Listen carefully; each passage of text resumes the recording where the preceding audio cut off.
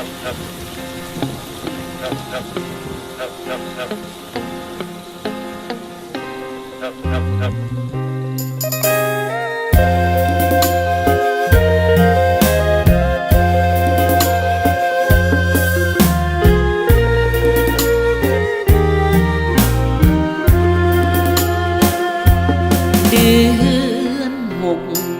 นตกท้องนาน้ำอังคิดห้องงอดความลังเมื่อครั้งเขาอยู่บ้านนางมีอายและน้องลอกแคมน้องหาปูหาปลาปีนี้เด้ลาควันตามีไผคู่คอกฝนตกเดือน6ฟ้าห้อง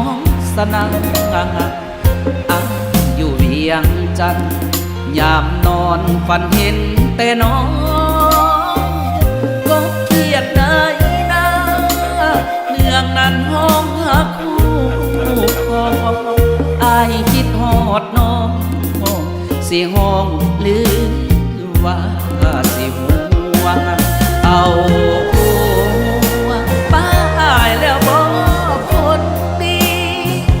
คือวิตที่นี้บ่มี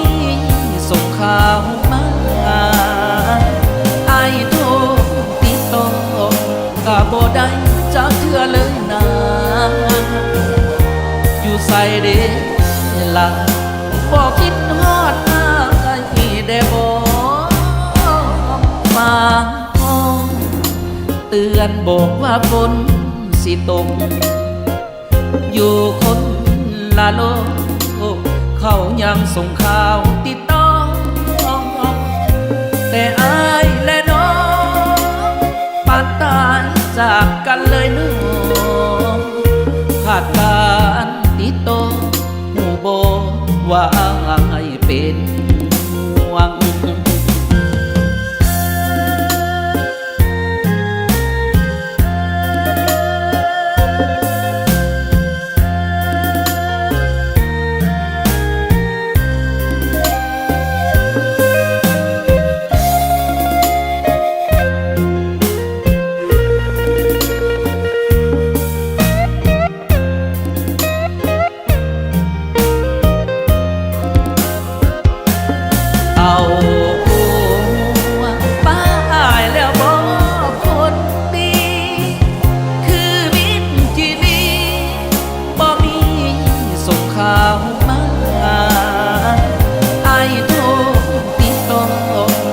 บ่ได้จักเทื่อเลยนะอยู่ใส่เด้ล่ะบ่คิดฮอดอายได้บ่มาห้องเตือนบอกว่าฝนสิตกอยู่คนละโลกเขายังส่งข่าวติดต่อแต่อายและน้องปานตายจากกันเลยน้องขาดการติดต่อหูโบว่าอายเป็นห่วงแต่อายและน้องปานตายจากกันแล้วน้องได้ยินบ่ว่าอายคนนี้เป็นห่วง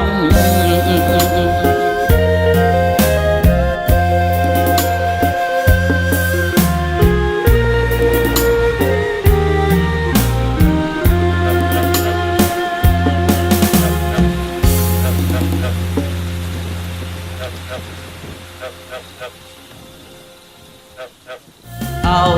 หัวป้าอายแล้วบอกคนดีคือมิตรที่นี้บ่มีส่งข่าวมาอายโทรติดต่อก็บ่ได้จักเทื่อเลยนะอยู่ใส่เด้ล่ะบ่คิดฮอดอายได้บ่มาห้องเตือนบอกว่าฝนสิตกอยู่คนละโลกเขา เขายังส่งข่าวติดต่อแต่อายและน้องปานตายจากกันเลยน้องขาดการติดต่อหูโบว่าอายเป็นห่วงแต่อายและน้องปานตายจากกันแล้วน้องน้องได้ยินบอกว่าอายคนนี้เป็นห่วง